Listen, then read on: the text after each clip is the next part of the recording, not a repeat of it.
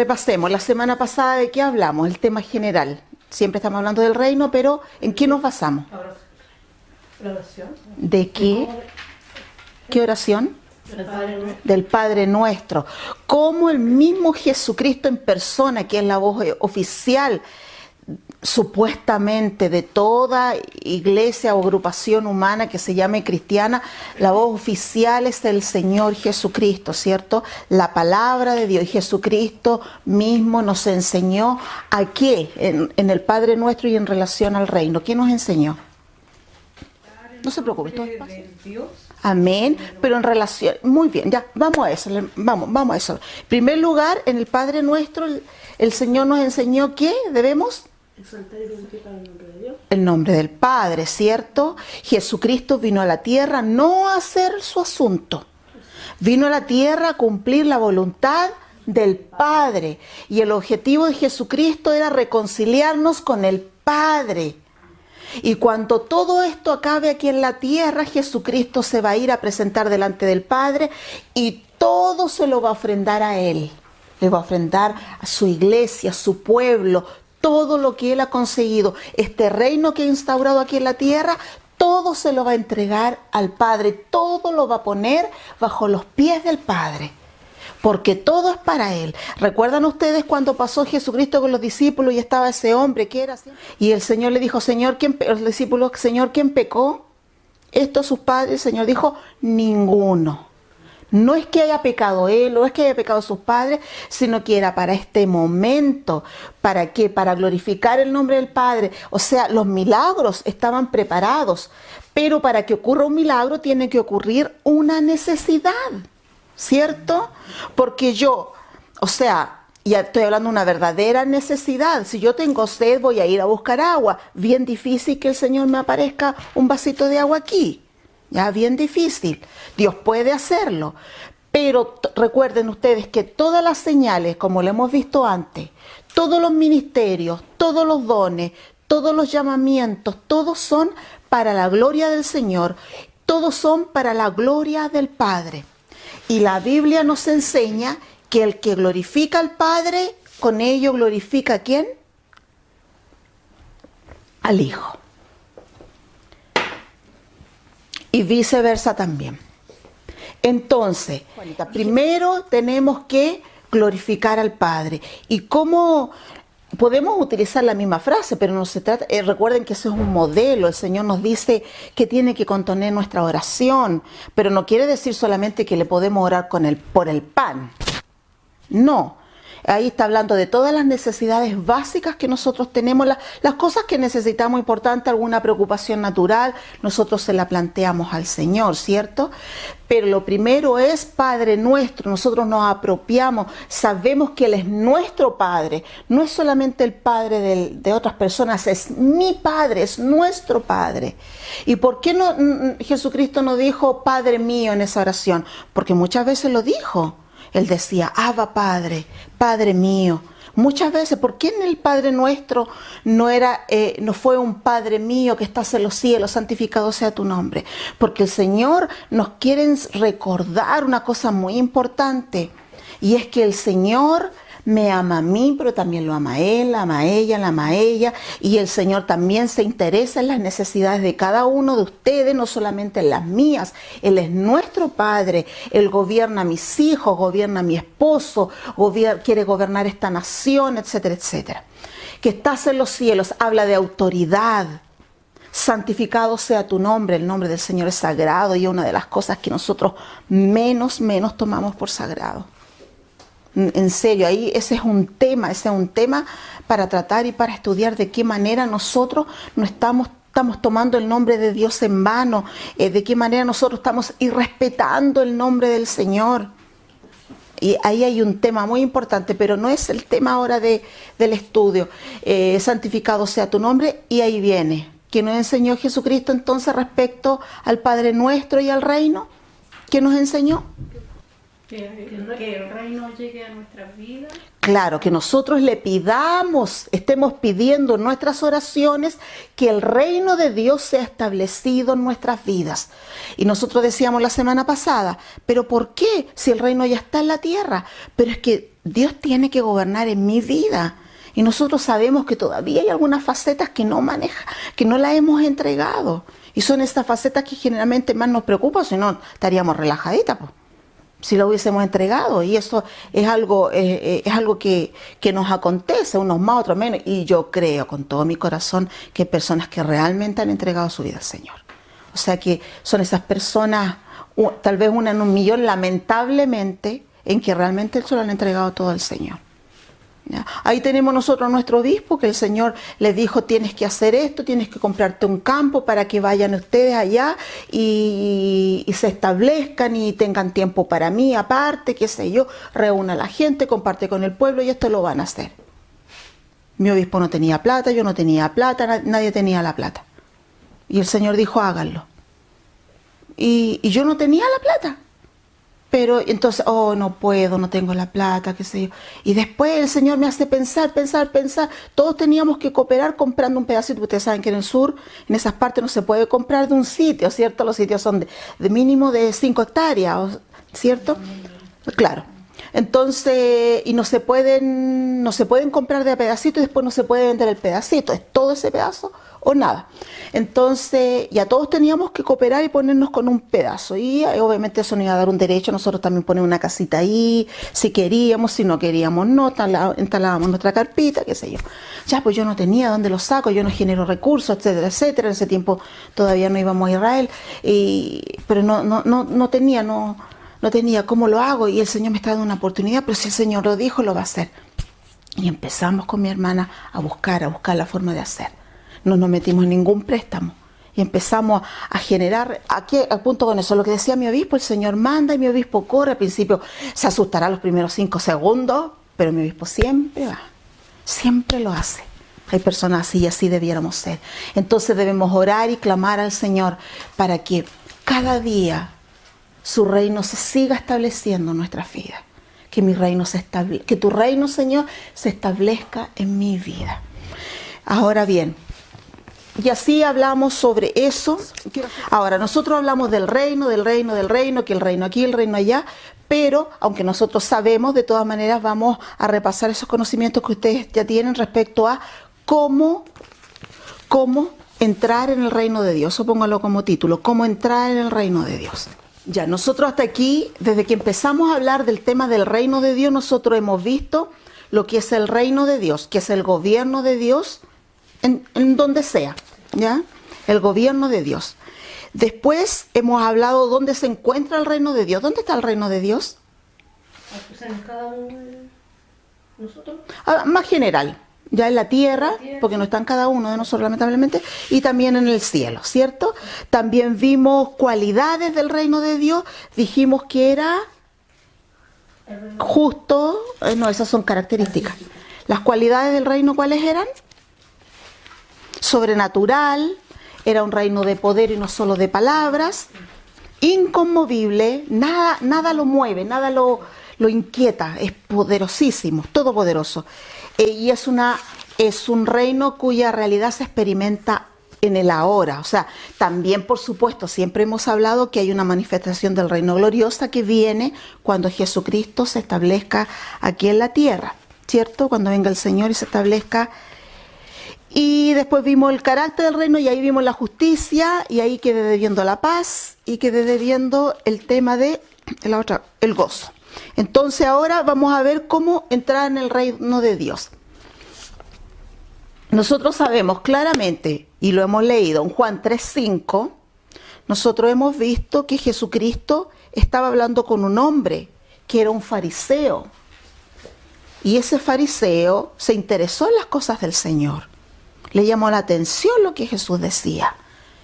Y escondido de noche fue donde Jesús y le preguntó: ¿qué cosa? ¿Cómo puede un hombre? ¿Qué puedo hacer para entrar en las celas? Y el Señor le dice que el que no naciere de nuevo no puede entrar al reino de los cielos. Y ahí, como dice la hermana Juanita, el hombre le dice: pero ¿cómo un hombre ya viejo puede entrar de nuevo al vientre de su madre? Entonces, lo primero que dice Jesucristo: el que no naciere de agua del Espíritu no puede entrar en el reino de Dios. El que no, dice el versículo, ¿ya? El que no naciere, o sea, si yo no nazco del agua y del Espíritu, o sea, si yo no nazco de nuevo, no puedo entrar en el reino de Dios. O sea, las personas que han nacido de nuevo pueden entrar al reino de los cielos. Y aquí vamos a hablar un poquito de lo que apunta el nacer de nuevo. Nosotros sabemos el concepto general lo conocemos, ¿cierto? Sencillamente nacer en Cristo y hacer lo que el Señor nos manda. Eso en general, y tiene razón, obedecer a Dios. Entonces, en Primera de Pedro 1:3, habla también del nacimiento espiritual y habla de nacer de nuevo. Y cuando nosotros nacemos de nuevo, recuerden que el bautismo en agua es un símbolo del nacimiento espiritual, porque dice que somos enterrados porque hemos muerto la vieja criatura y después salimos del agua porque resucitamos a una nueva vida, y esa vida en Cristo. Entonces, si murió la vieja criatura y nació una nueva criatura, la nueva criatura no se puede parecer a la vieja criatura, porque la vieja criatura murió, ¿cierto? La Biblia lo habla ahí, y también dice que fuimos crucificados juntamente con Cristo. Eso no quiere decir de que yo morí por la humanidad igual que Cristo. Quiere decir de que mis pecados me llevaron a la muerte ahí. Yo morí en ese momento. Y se hace efecto cuando yo acepto a Jesucristo y cuando yo me empiezo a someter a su gobierno. Entonces, nosotros, cuando nacemos de nuevo, somos nueva criatura y tenemos una nueva ciudadanía. Y ustedes saben que, por ejemplo, Rafaela no es ciudadana chilena. Ustedes lo saben, ¿cierto? Y su hija tampoco. Su hija chica tampoco. ¿Quiénes son los ciudadanos chilenos? Aparte de nacer en Chile y que tenga padres chilenos. El bautizo de nosotros. No, ciudadanos chilenos estoy hablando. Claro, cuando se cumplen 18 años, porque a los 18 años se considera adulto en Chile. Entonces, en ese momento, la persona chilena asume la ciudadanía. Ahí en ese momento se es ciudadano. Y como ciudadano, como decimos siempre, tenemos deberes y obligaciones y también derechos en Chile. Entonces, nosotros nacemos de nuevo, tenemos una ciudadanía, nueva ciudadanía, que es la de los cielos, y esa la tenemos cuando nosotros verdaderamente nacemos en Cristo. ¿Y eso qué quiere decir? Nosotros, espiritualmente hablando, no podemos tener doble ciudadanía. No podemos, terrenalmente sí. Porque si yo voy y mi hijo, no sé, tengo un hijo en otro país, ese hijo puede tener la ciudadanía de ese país, si yo hago todos los trámites. Y puede tener la ciudadanía también de Chile, pero espiritualmente hablando no, tenemos una sola ciudadanía. Entonces usted siempre piense que sus características personales deben ser la de su ciudadanía espiritual, porque esa es la verdadera persona, ¿cierto? Esto es la cáscara. Mi cáscara tiene la ciudadanía chilena, pero la verdadera María Eugenia tiene su ciudadanía en los cielos, dice el apóstol. Entonces yo me rijo por el gobierno del cielo, que también está en la tierra a través del reino del Señor. Me explico, ¿verdad? ¿Cierto? Si me enredo, me preguntan nomás, que si no me entienden es porque yo expliqué mal. Ahora, no importa a qué iglesia nosotros pertenezcamos, no importa cuál sea nuestra denominación, no importa cuál sea el cargo que yo tenga dentro de una iglesia, si yo no nazco en Cristo, yo no pertenezco al reino de Dios. Punto. Punto. Entonces, ¿eso qué lo determina? No lo determina la voz de un hombre, no lo determina el que, no, a mí me dijeron tal persona que yo iba a ser pastor y por tal razón soy pastor. No, no es así. Dios determina quién va a ser pastor, nadie más. Si Dios dice, viene aquí una persona, qué sé yo, vestido de pan, lo que sea, con antecedente de alcoholismo, lo que sea, y el Señor entrega una palabra que esa persona un día va a pastorear, esa persona va a ser pastor aunque no tenga pinta para nada. Mi esposo, cuando el Señor dijo que iba a ser pastor, mi esposo realmente, siempre un hombre sobrio, todo lo que usted quiera, decente, pero mi esposo no podía hablar en público, porque transpiraba, se ponía nervioso, transpiraba y transpiraba. Él no podía hablar en público. Y yo cuando escuché que iba a ser pastor, yo de verdad que yo dije, no, aquí debe haber un problemita, porque, o sea, yo me fijaba en lo externo, estaba hablando de hace 30 años atrás, más de 30 años atrás. Entonces, pero el Señor determina quién va a ser. No son, recuerden ustedes, los ministerios no se reciben por capacidades humanas, sino por designio de Dios. Así que usted no puede cuestionar lo que el Señor le ha entregado, porque Dios no se fijó en sus virtudes y tampoco en sus defectos, se fijó en lo que Él quiso dar. Así de sencillo, ¿ya? Entonces, lo importante es que debe haber, para que se note, debe haber una completa separación del pecado, de la maldición del pecado. Entonces, no es un cargo, no es el que yo vaya a una iglesia, lo que garantiza que yo soy, ni siquiera el ir a una iglesia garantiza que yo sea salva. O sea, a mí me pueden contar maravillas de una persona, no tengo por qué dudarlo, pero si yo empiezo a ver cosas que no son tan reales, que empiezo a ver cosas, pero ¿cómo? Qué raro. No puede ser. Ya uno al principio dice, bueno, ya están en proceso, ¿cierto? Todos estamos en un proceso, a todos nos falta algo, pero si yo voy viendo una cosa tras otra, tras otra, tras otra, la Biblia dice que por sus frutos conoceremos el árbol. Entonces, si yo veo un árbol que está cargado de peras, no puedo pensar que es una vid, no puedo pensar que es un parrón, porque no me está dando uva, me está dando peras. Entonces, es la conducta, es la vida de la persona, sobre todo el testimonio de la familia, sobre todo eso. Porque el testimonio que da la familia, que es la que realmente nos conoce, eso, nosotros en nuestras casas somos quien realmente somos. Aquí ustedes son todas señoritas y damitas, y yo también. Pero en nuestra casa demostramos quiénes somos verdaderamente. Entonces, el ser parte del reino de Dios, o mejor dicho, el nacer de nuevo, se demuestra con hechos, se demuestra con cambios. Al hacernos parte, al nacer de nuevo, nosotros cortamos el cordón umbilical con el mundo, con el pecado. Ya eso no nos puede nutrir. A mí ya no me puede dar hambre eso. Y por favor, cuando hablamos de pecado, no hablemos de esas cosas que nosotros en general llamamos pecado, porque yo doy por hecho que eso ya no lo practicamos. No practicamos la mentira, no practicamos el adulterio, no practicamos la inmundicia sexual, no practicamos el robo. Yo doy por hecho eso, ¿me entiende? Yo generalmente cuando yo le estoy predicando al pueblo del Señor, entonces yo me estoy refiriendo a esas cosas de las cuales nosotros sí podemos caer.